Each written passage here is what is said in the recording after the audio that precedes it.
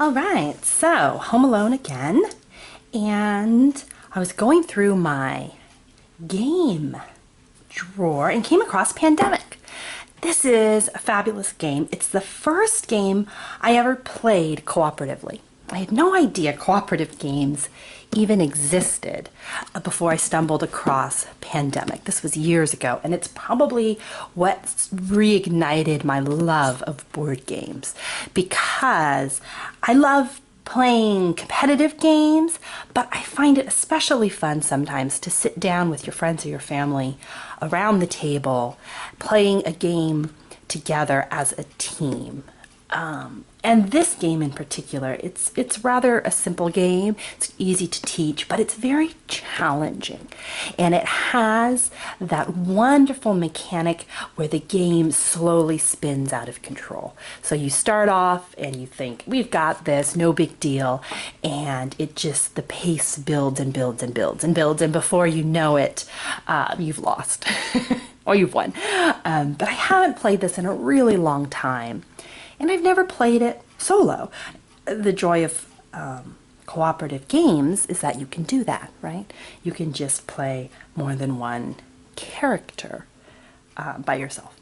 So I thought I would give it a shot just to see what happens. It's been a while since I've played it, and so I can't guarantee any, brilliant strategies or even any winning strategies.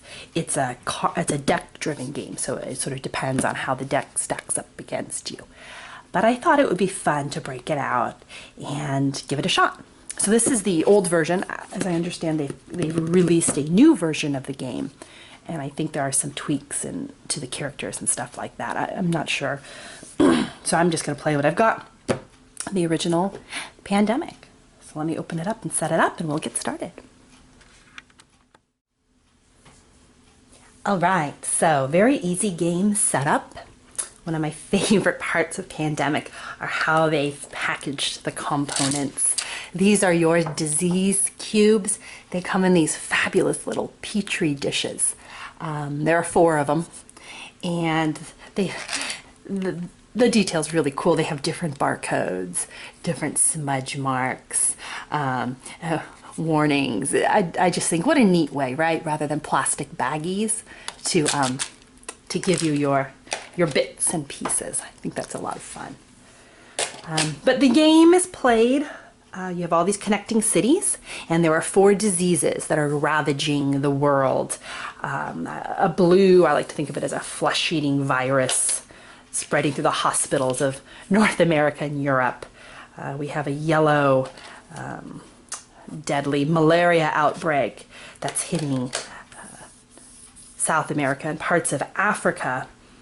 In the Middle East, we have this black plague that's running through Delhi and Baghdad and Kolkata. And finally, over in Asia and Australia, we have a epidemic of maybe a bird flu outbreak that's happening over here. And our job is to cure these diseases, all right? And there's this little cure track down here, and we're trying to cure all 4 of the diseases before time runs out or the disease spreads too far. We can also what's called sunset. These little tokens have 2 sides. There's a cure side and a sunset, and this is optional, all right? You don't have to sunset the diseases. It gives you a bonus if you do, but you don't have to do this to win the game. I think the first time we played, we thought we had to sunset all of these to win, and you don't. You merely have to cure, all right? In addition, you don't have to remove all of these cubes from the board to win, okay? If you've cured all your diseases, even if there's still some cubes on the board, you've won. You don't have to wipe it all out. That's also a little harder than what we need to do. So we win by finding 4 cures. How do you lose? Well, there are several ways to lose this game. First off, we have this outbreak track. It comes with this cool little marker. And every time a disease overruns a city, we are going to move this marker up the track, and there are a total of 7 spots. If we ever have an 8th outbreak, well, then it's game over. All right, and we'll see how that happens as the game plays. The other way to lose this game is if we ever go to add a cube and there are none left in our supply.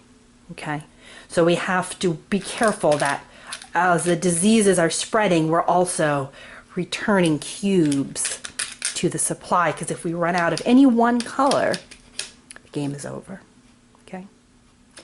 The last way is this player deck. This is our clock. This gives it an element of time, because if we ever run out of player cards, we're going to draw these in every turn we have. If we ever run out of these cards, then the game ends as well. Okay. So 3 ways to lose: outbreaks, too many diseases on the board, the clock runs. And only one way to win, which is curing these diseases. Okay. And the last bit of the game is up here. It's these infection cards. There's 1 card for every city on the board. All right. Tells you the name, gives you a little picture of where it's located, and it tells you what color disease you're going to put into that city. Okay. There's 1 for every city, just 1 card, and we'll be picking these every turn. And this is how one way the disease spreads. Okay, this is called the infection deck. Looks up here. And this is the player cards. Just like the infection deck, there's going to be 1 of these for every city on the board. And these cards serve a lot of purposes. They're used for movement. They're also used to cure. All right, and we'll see how that works. But these are the cards that we're going to be playing off of. Unfortunately, hidden within this deck are epidemic cards. And these are the cards that accelerate the game. These are the cards that make sure that you can't really control what's happening. Okay, the game comes with 6 of these. And for an intro game, they recommend playing with just 4. A normal game, it's 5, and if you're feeling really adventurous, you can put all 6 in. And since this is sort of the first game I've played in a while, I think I'm just gonna go with 4. And I like the way they have you shuffle these cards in, instead of just taking your player deck and shuffling your epidemic cards. In order to make sure these cards are spread out, what they have you do is divide this deck into 4 equal piles, okay? I'm just going to eyeball it for now, but I'll do this right in a minute. 4 equal piles, you put 1 epidemic on top of each. Then you shuffle these piles and restack them, okay? So you have 1 epidemic in each quarter of your player deck. Now there's still a chance that you could have 2 epidemics back to back. That's bad luck if you do, but it has happened. But you won't get a run of 3 or 4, which you wouldn't be able to handle in this game, okay? So they have you seed the deck like this, all right? And the only other thing you have to do for setup purposes is pick your role, right? There comes with 5 possible role cards: dispatcher, scientist, researcher, operations, and a medic. And every person playing picks one of these. And it tells you what color pawn you're going to be, and it gives you a special ability. And since I'm playing solo, I think I'm going to cherry pick who I want to be. I guess normally you would, mix these up and pass them out. Since it's just me, I think I'm going to pick my own people. And my favorite by far is the medic. He has a fabulous ability that we'll go into. He's crazy powerful on the ground. I call him Trapper John. And he's definitely, if you can get him in your game, you have a you've got a good chance of making it. So let's take him for sure. Trapper John's going to join us. And then between these two, my scientist and my researcher, both of these guys help cure diseases. I think the scientist is a little easier to play, if I remember right. So I think I'm going to take her, and she'll be my Madame Curie. She'll be at home working in the lab, hopefully helping us knock some of these diseases out of existence. So let's go for those two, white and an orange. Believe it or not, that's pretty much the setup for the game. Oh yes, the last piece we have, well, I think I'll go over that in a minute. Let me get all these decks shuffled, and then I'll go over a little bit of all the different actions you can take, real briefly, because I think it's easier to see them in action than to talk through how it all works. So let me shuffle these cards, and we'll just jump right into a game of Pandemic. All right, so I was quick change of plans here. I forgot, before you put your epidemic cards in, you have to deal your player hands, because you obviously don't want to pull one of these into your hand. So let's do that really fast. We have our two people, Trapper John and Madame Curie. And at the start of the game, we're going to draw some cards into our hand, and that's going to show us where we're going to go. We're also going to infect some cities so that we can have our first plan of attack. All right, so let's start with our city infections. All right, so to set up the game, we're going to draw a total of 9 infection cards, and we're going to infect on 3 different levels. So our first 3 cards are going to be our hotspot cities. These are where our diseases are going to start. And each of these cities will receive 3 infection cubes. And ideally, we would like these cities to be close together. Let's see how lucky we get.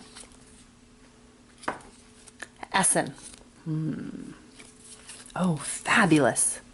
St. Petersburg. Oh my goodness. And Paris. Wow, what a great start. Okay, so we're going to start out with a crazy high infection of our flesh-eating bacteria.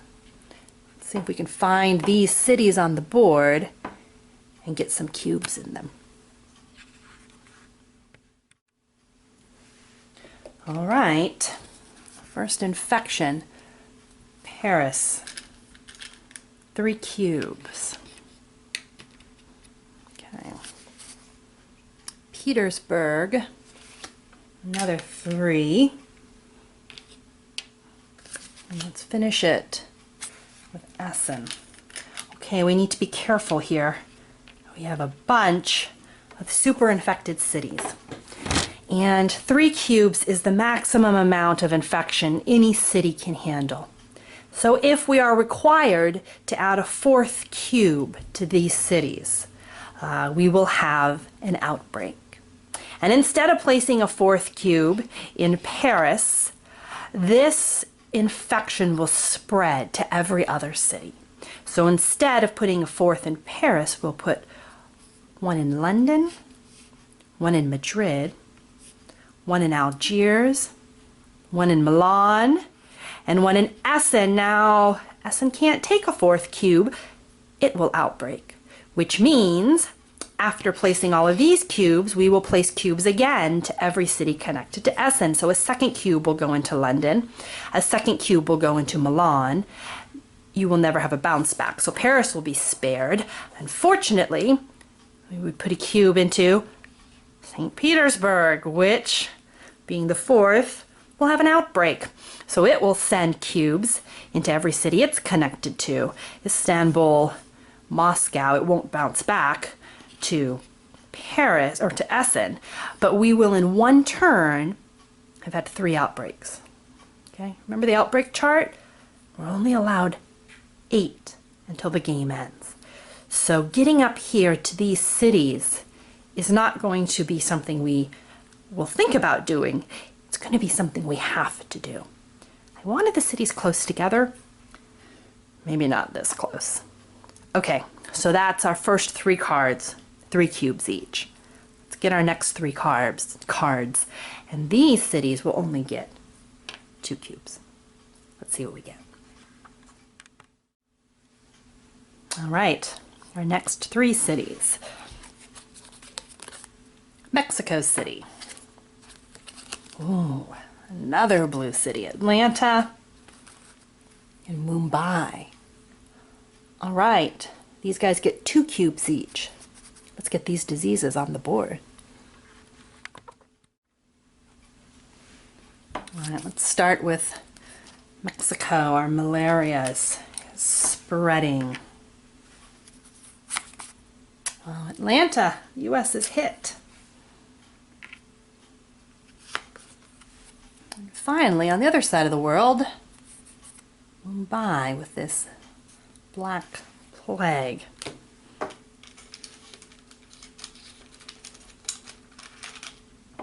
Where is Mumbai? Ah, down here.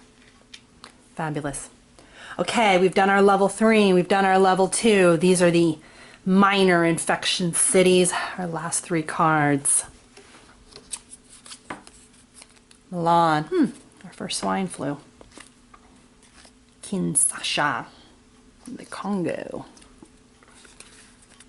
And Kolkata in India. Okay, 1 cube each on each of these. Let's get that set up.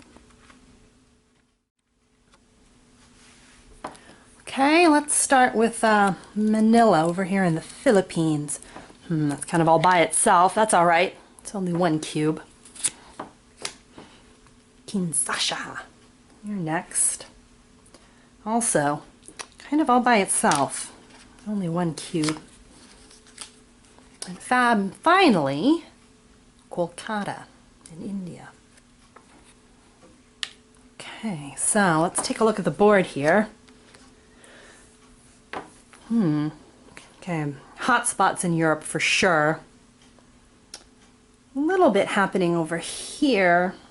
Pretty quiet in South America and Africa. You've got to watch out with the Middle East, though. These cities are so interconnected that they really have a tendency to catch on fire. But this is where we stand as far as our diseases go.